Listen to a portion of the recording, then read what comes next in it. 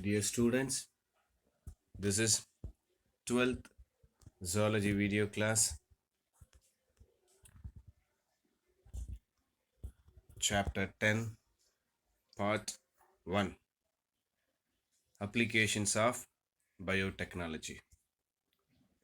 This Chapter 10 is used for pure science students, and the same chapter can be used for biomax students.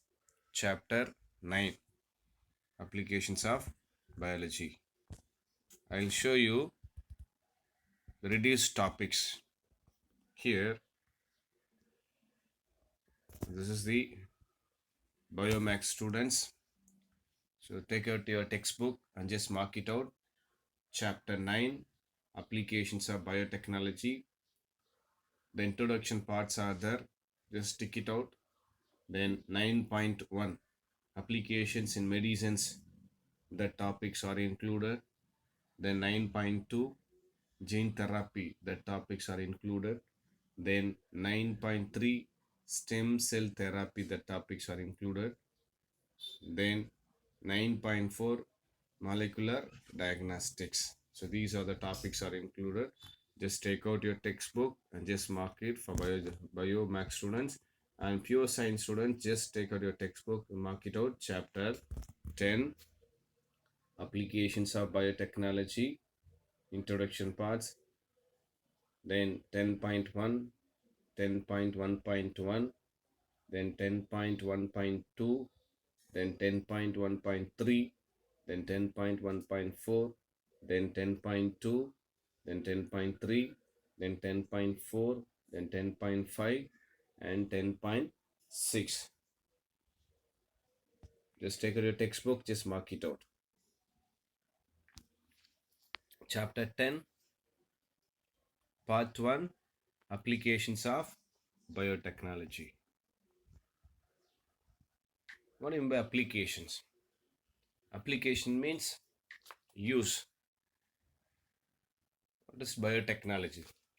The technology which are used for the living things, and various methods or technology we are using. So that technology is very useful to human being. That's what we are going to see in this chapter. So in this chapter, we already discussed chapter 5, structure of DNA, protein synthesis, and genetic engineering. Here, the genetic engineering involves the manipulations of DNA and naturally occurring processes such as protein synthesis for a wide range of applications, including the productions of therapeutically important proteins. So with the help of genetic engineering, where we can rectify where we can correct the DNA defect, and by the process of protein synthesis. This also involves extracting a gene from one organism, and that same gene can be transferred into the DNA of another organisms. So that organism may be a same organisms, or that organism may be another species. The DNA produced in this way is referred to as recombinant DNA technology. So the DNA produced in this way is referred as recombinant DNA technology. Just underline this one, take your textbook. rDNA means recombinant DNA technology. With the help of this technology, where we can produce the DNA. So these techniques as a recombinant DNA technology. All these are parts of the broad field biotechnology, which can be defined as applications of scientific and engineering principles to the processing of material by biological agents to provide good and services. Here, the biotechnology is an umbrella term that covers various techniques for using the properties of living things to make the products or provide services. The term biotechnology was first used before 20th century for such as traditional activities as making idli, dosa, and dairy products, bread, and wine. But none of these would be considered as a biotechnology in the modern science and the modern sense. Here, what does it say here? The term biotechnology was used in the 20th century only. For what purpose? Making idli and dosa and other dairy products, bread, as well as wines. So this doesn't make sense as a biotechnology. That's what they say in this. In this chapter, we will study applications of biotechnology in various fields, including the field of medicines. The recombinant DNA technology has led to the large-scale productions of various hormones and proteins other therapeutic use. Then next topic is the one applications in medicines. How this technology, how this recombinant DNA technology are used in medicinal field. That is what we call as applications in medicines. Recombinant human insulin. Recombinant human insulin. Take a textbook, just underline this topic. The human insulin is synthesized by beta cells of islets of Langerhans in pancreas. This information is already you studied in lower classes, yes? So insulin is a hormones produced by beta cells. That cells are located in the islets of Langerhans. It is formed of 51 amino acids. Just underline, take a textbook, underline this one. So it is formed of 51 amino acids which are arranged in two polypeptide chains. So the 51 amino acids are arranged into two polypeptide chains. That two polypeptide chains are A and B. These two polypeptide chains A has 21 amino acids. Just take out your textbook, underline this one. While the polypeptide chain B has 30 amino acids. Just take out important one word, they'll ask you. How many amino acids are there? 51 amino acids are there. That 51 amino acids are arranged in two polypeptide chains A as well as B. They have 21 amino acids as well as B. They have 30 amino acids. Both A and B chains are attached together by disulfide bonds. Insulin controls the level of glucose in blood. This already underline. Take your textbook, just underline. Insulin controls the level of glucose in blood. It facilitates the cellular uptake and utilizations of glucose for release of energy. What do? They take cellular uptake. They facilitate the cellular uptake and utilizations of glucose for release of energy purpose. So this insulin use glucose for energy purpose. The deficiency of insulin leads to diabetes mellitus. Underline, just take out a textbook, underline. Deficiency of insulin leads to diabetes mellitus, which is characterized by increased blood glucose concentrations and a complex of symptoms which may lead to a death.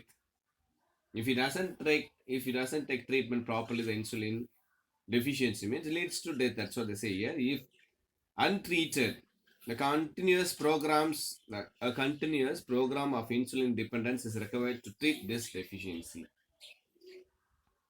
Here, how the insulin are produced earlier and afterwards how they are produced at present. They are giving informations. In early years, the insulin isolated and purified from pancreas of pigs as well as cows was used to treat diabetic patients.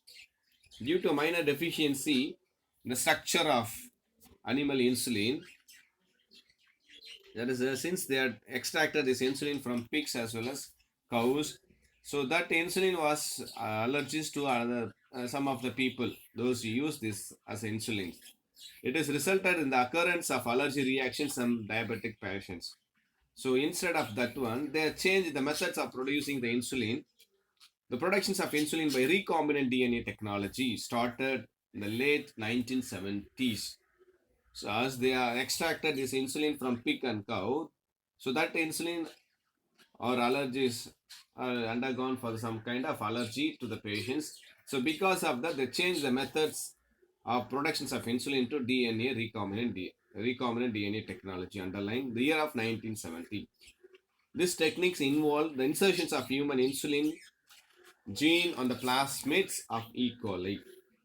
The polypeptide chains are synthesized as a precursor called as a triproinsulin, which contain A and B segments linked by the third chain called as a C, and, and preceded by the leader sequences. The leader sequence is removed after translations of C chain translations, and the C chain is accessed. The living A and B polypeptide chains. So insulin was the first ever pharmaceutical product of recombinant DNA technology administered in the human. So what do they say here? Insulin earlier it was manufactured by pig as well as cow. Since that the insulins which are manufactured by pig and cow, once that insulin injected to the human being means it created some kind of allergy problem. Because of that, they changed the methods of productions insulin by recombinant DNA technology. That's what they say in this paragraph. Insulin was the first ever pharmaceutical product of recombinant DNA technology administered to human. The approval to the use recombinant insulin was diabetes mellitus was given in 1982. In 1986, the human insulin was marketed under the trade name Humalin. Underline, they'll ask you one word. 1986, the human insulin was marketed under the name we call as a Humalin. Here there is a small information, so you can just go through.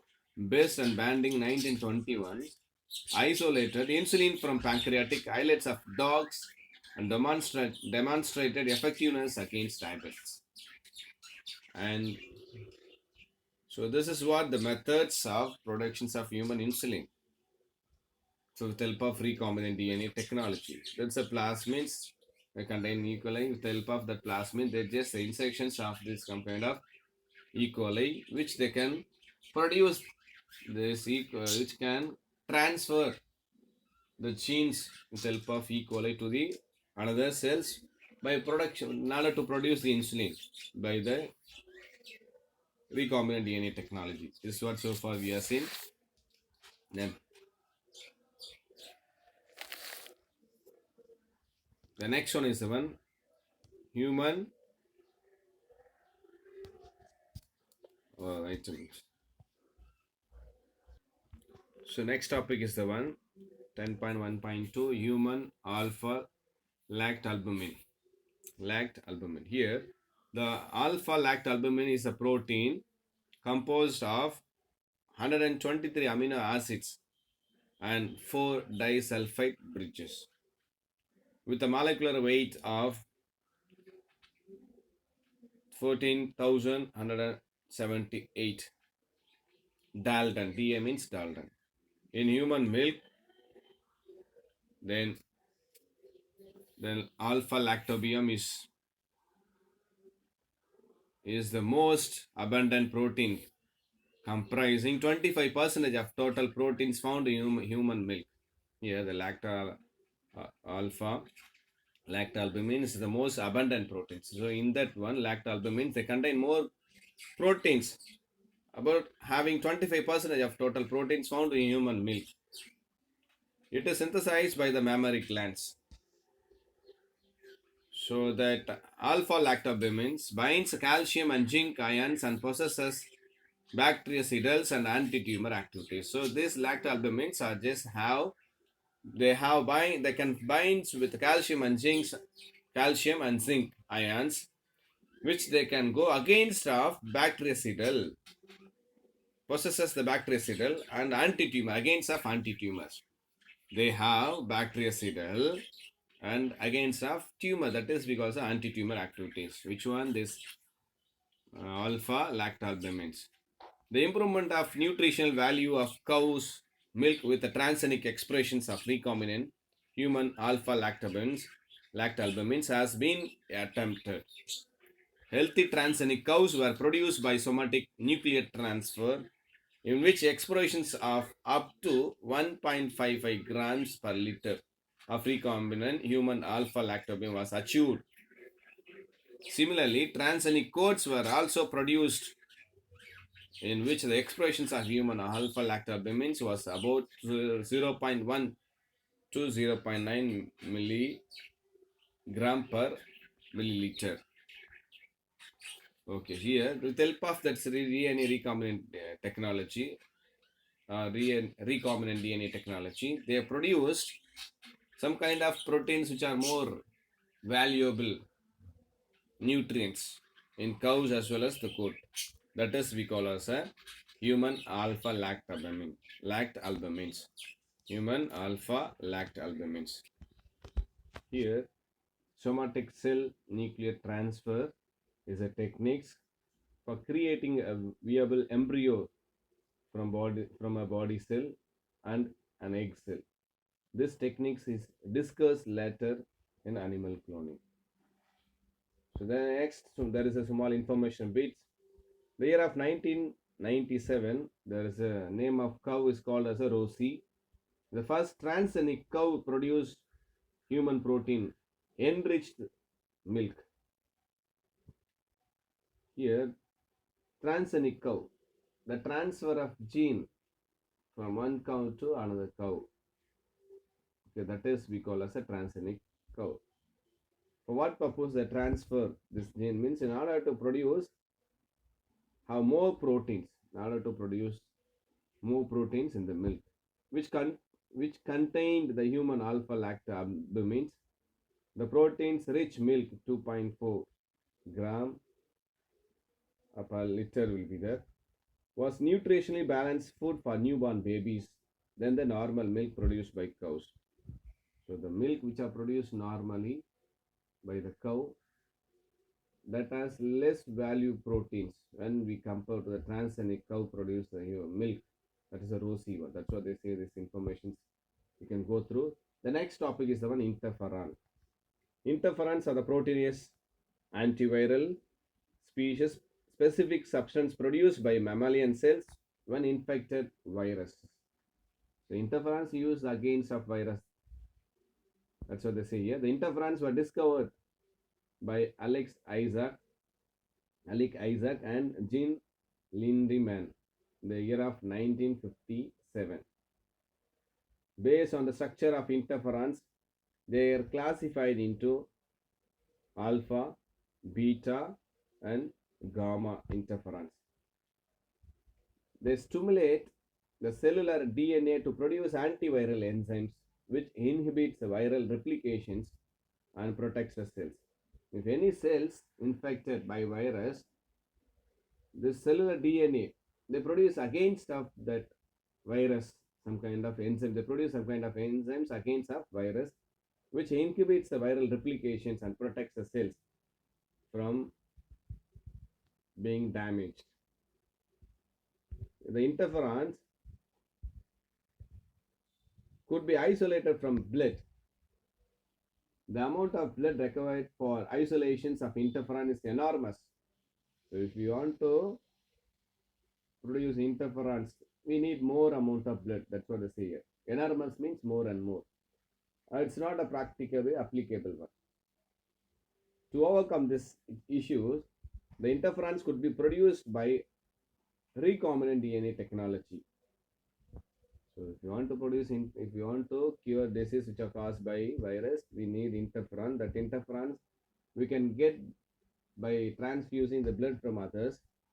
So it is not applicable in every time. So in order to overcome this problem, this interferon could be produced by the method we call as a rDNA, that is recombinant DNA technology.